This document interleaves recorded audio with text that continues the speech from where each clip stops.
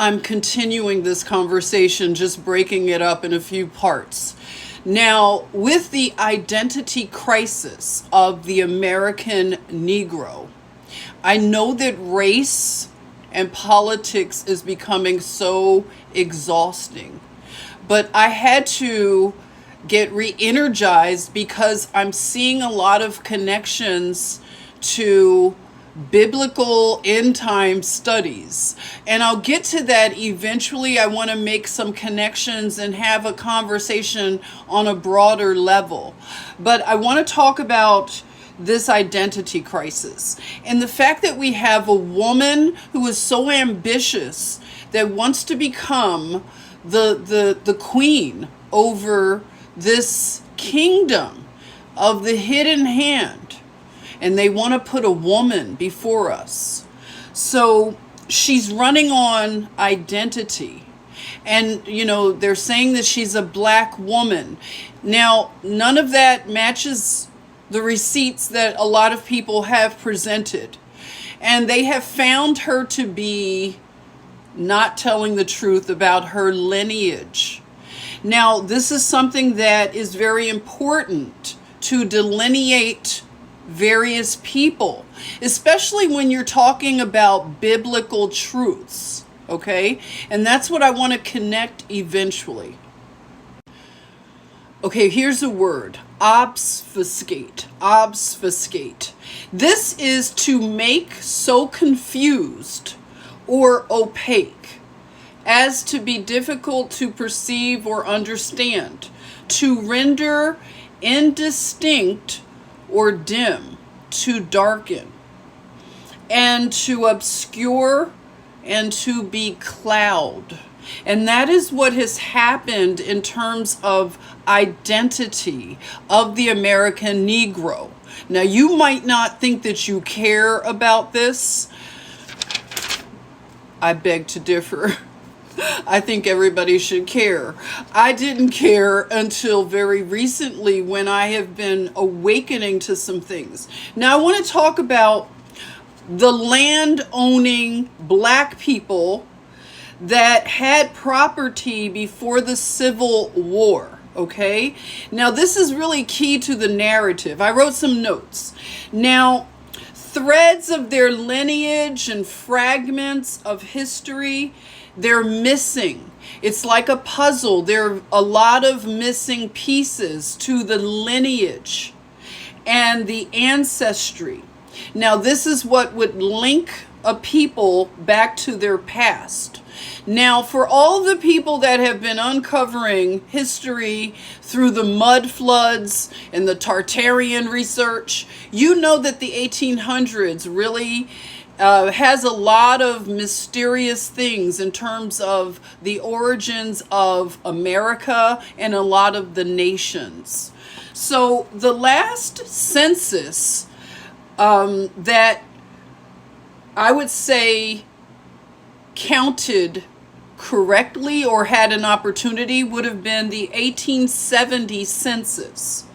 Now, that's when the threads were severed. 1870, the census. Okay, and they say it's by centuries of slavery. This is the narrative, okay? Centuries of slavery, and they split families by slave owners and human traffickers or traders. Now, these slave owners worked with craftiness, media tricks, and narratives that they just spun narratives and history, good storytelling that they turned into an art form to obscure and censor familial connections. So the DNA of the forgotten slaves, these threads basically have been captured by biotech companies. Now, you've heard of 23andMe, and I talked about Susan Wojcicki, who headed up YouTube. Her sister headed up 23andMe.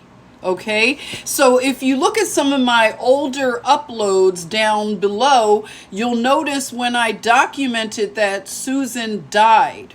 Okay, now I want to bring up the fact that 23andMe had to settle a multi-million-dollar lawsuit because of a data breach. And that's an interesting thing. That just happened in 2023. So they have a data breach. And this is a genetic database. And these are basically the curators of historical records. And they have basically a historical gateway. And they inflate numbers. We know this whole out of Africa thing and the slave ships. It doesn't really pan out when you are honest and do honest scholarship.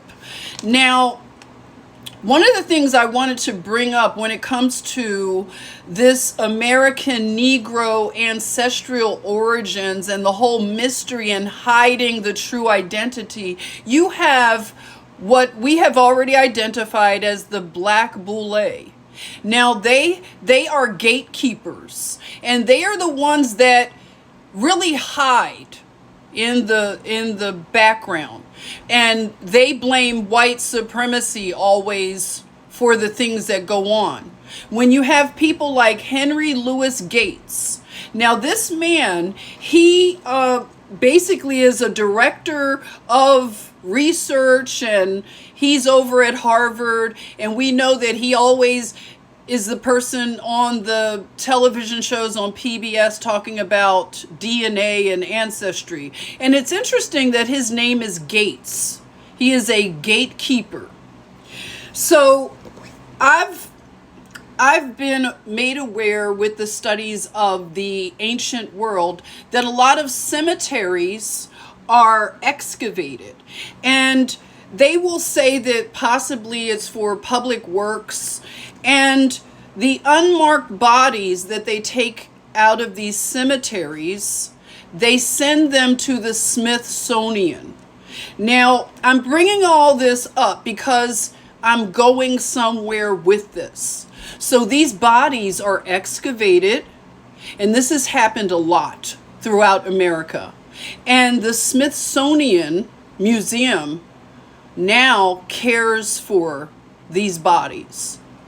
Now, Harvard University, 23andMe, and the Smithsonian, as well as a society called the Catechin Furnace Historical Society, they collaborate and they work on this ancient DNA, and they make the connections because you can imagine with their powerful computers, they can aggregate and compile all of this information. Now, why are they the gatekeepers of this information? And why is this important? It is important because there has been a crime committed when it comes to identity, and that's called identity theft. And that is a crime. Okay? It's a crime if somebody were to take your identity, you wouldn't be happy.